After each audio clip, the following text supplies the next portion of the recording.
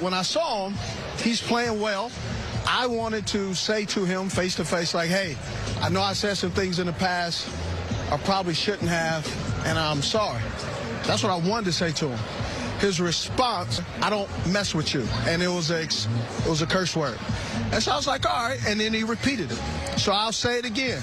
I'm sorry that I said you were a jag, just a guy who's an average wide receiver they use a first-round pick on that isn't doing anything. I hope today that you actually show up in a way that you haven't showed up in the last couple of years since they drafted you.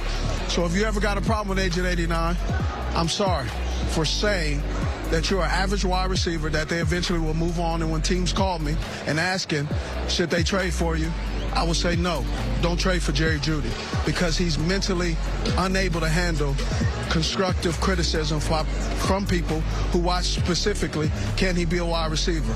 He could be a wide receiver. He's a tier 3. Role on the team after a disappointing season.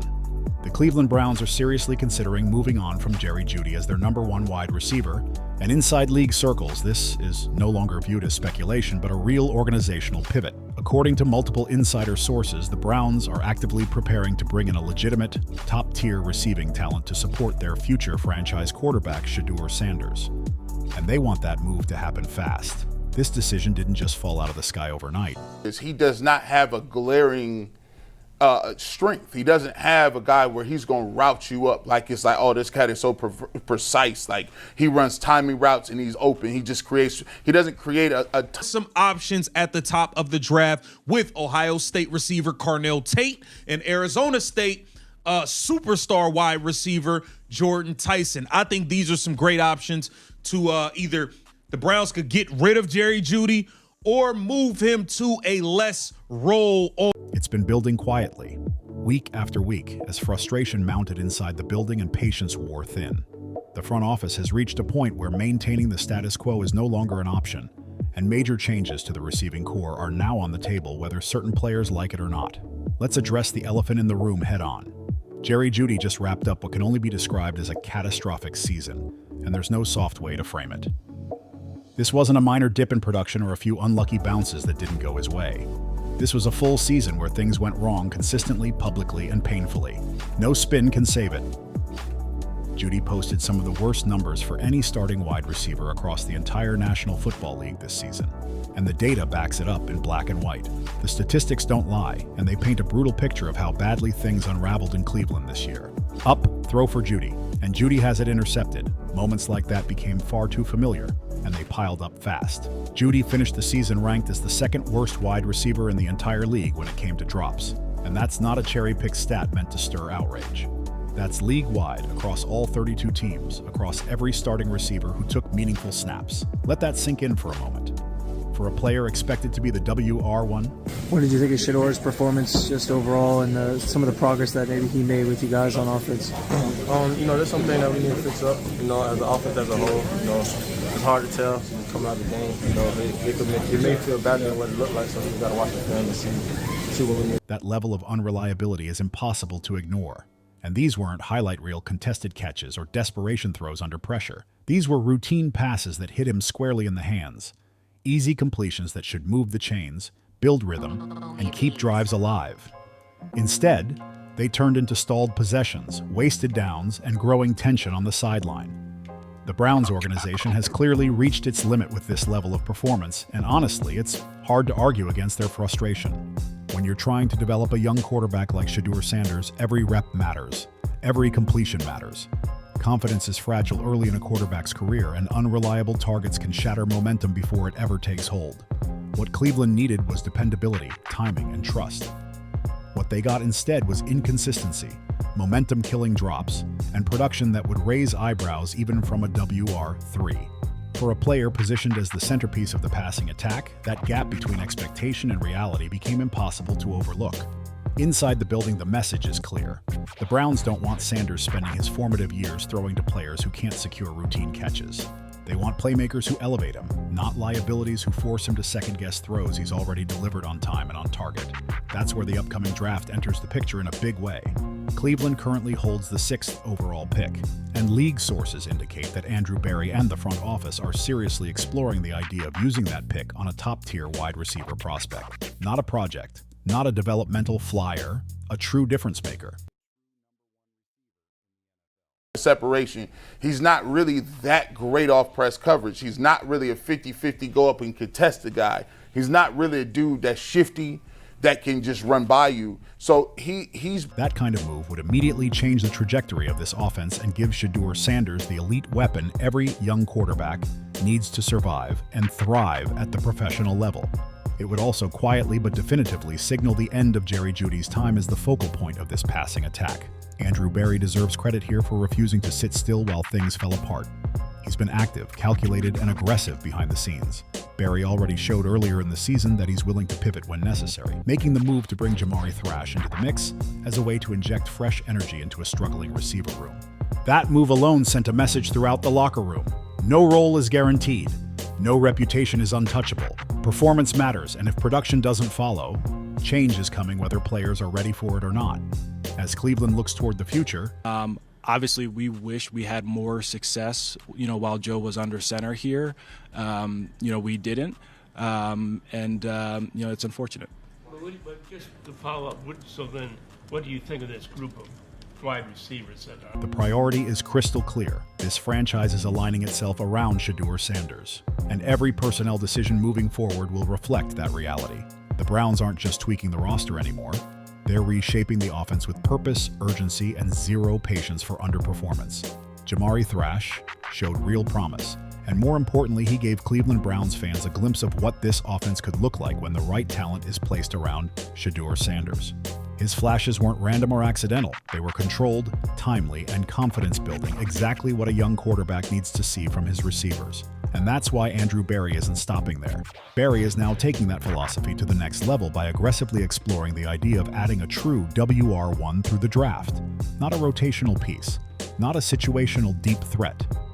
A legitimate alpha receiver who commands attention, demands coverage, and gives Sanders a dependable target on every critical down. Inside the front office, the priority is crystal clear. Everything revolves around supporting Shedeur Sanders and giving him every possible opportunity to succeed at the professional level. Cleveland has invested heavily in identifying and developing their franchise quarterback, and they are not about to let inconsistent, unreliable receiver play sabotage that investment.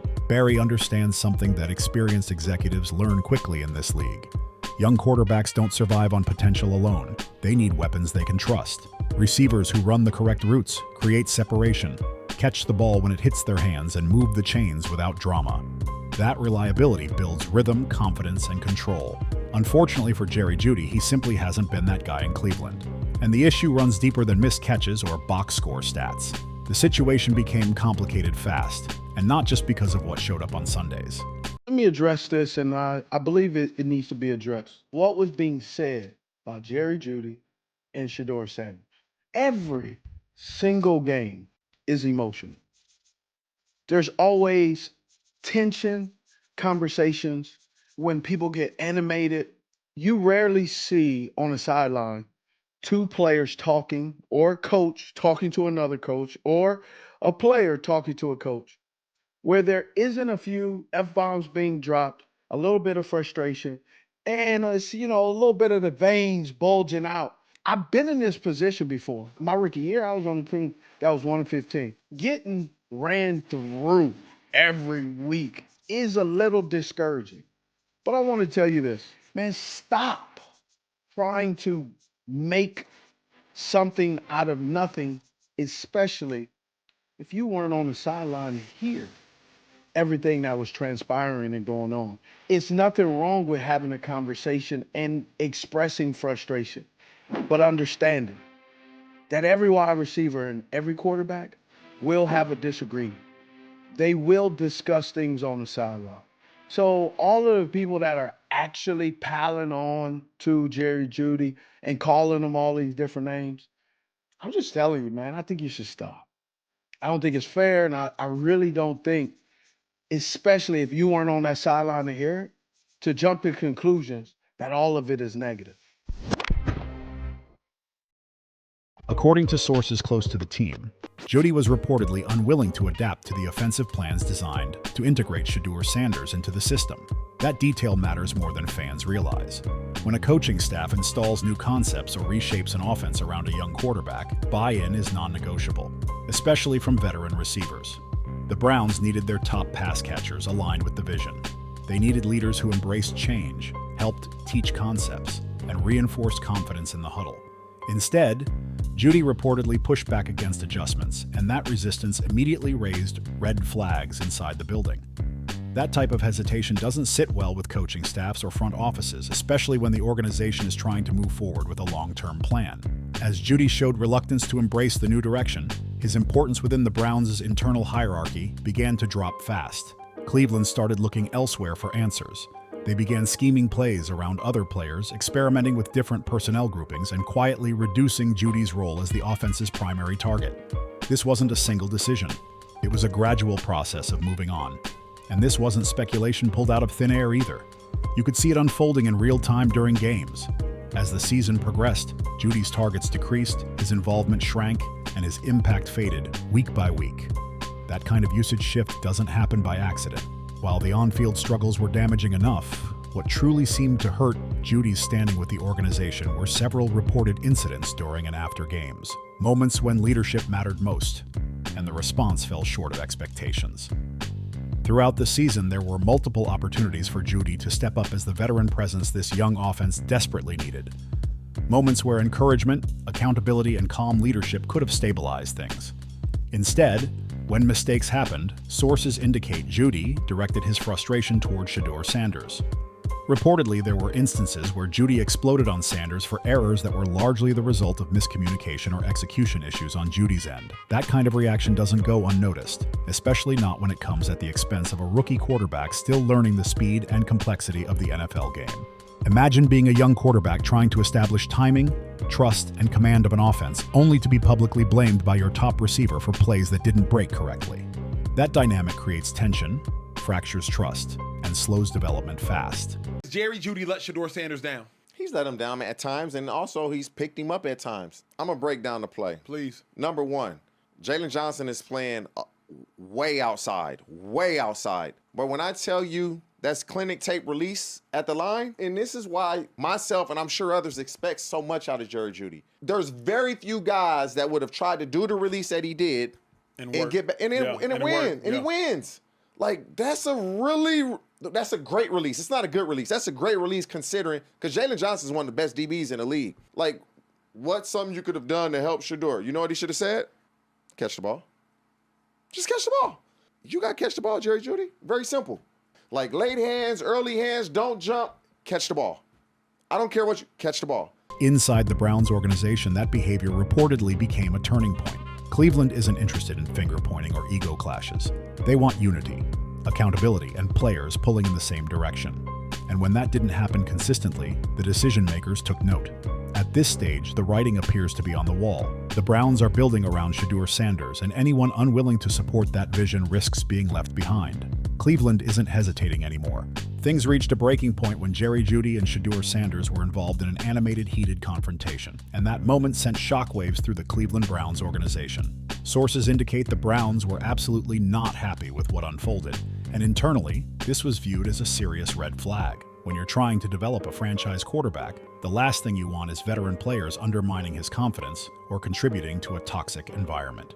Leadership matters in this league more than fans realize, and Jeudy's actions showed a complete lack of the leadership Cleveland desperately needed from someone positioned as the WR1. This situation becomes even more damaging when you factor in that Shedeur Sanders is still adjusting to the speed, complexity, and pressure of the professional game.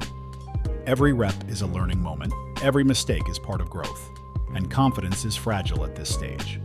Instead of support, accountability, and calm guidance, Sanders was reportedly met with tension and blame.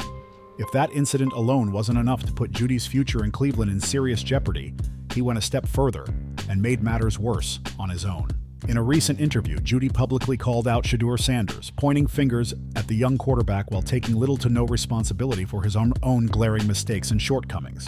The audacity of that move stunned people inside and outside the organization. Context matters, and when you look at Jeudy's on-field performance throughout the season, the criticism landed poorly and felt misplaced to say the least. Let's strip this down and look honestly at what actually happened between the lines this year. Jerry Jeudy was the receiver who consistently struggled to get open on routes. He was the one who failed to create separation against defensive backs week after week. Corners weren't fearing him, safeties weren't shading his side, and defenses adjusted accordingly. He was also the one who dropped passes that hit him directly in the hands. Not contested throws, not desperation heaves. Clean, catchable footballs that stalled drives and killed momentum. Those moments add up fast, especially when your quarterback is trying to establish rhythm and trust. Time after time, Jeudy failed to capitalize on even the simplest opportunities when the ball came his way. Short routes, intermediate patterns, timing throws that should have been automatic completions simply weren't finished. And yet, despite that track record, he still found a way to publicly point the finger at Shedeur Sanders. That kind of behavior is exactly what gets players shown the door in the National Football League. Front offices can tolerate a lot when it comes to on-field struggles. Slumps happen, players lose a step. Systems change. Those things can be addressed.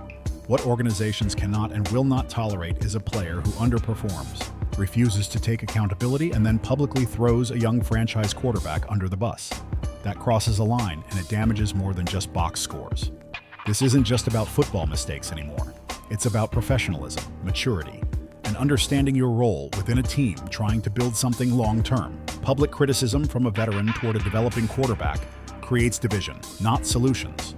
That's why Cleveland's plan to bring in a young wide receiver through the draft isn't just about upgrading talent. It's about resetting the culture inside the receiver room. The Browns want players who are team-first, system-oriented, and fully invested in helping Shedeur Sanders grow. They're looking for receivers who celebrate his successes, who encourage him through growing pains, and who understand that development is a process, not a blame game.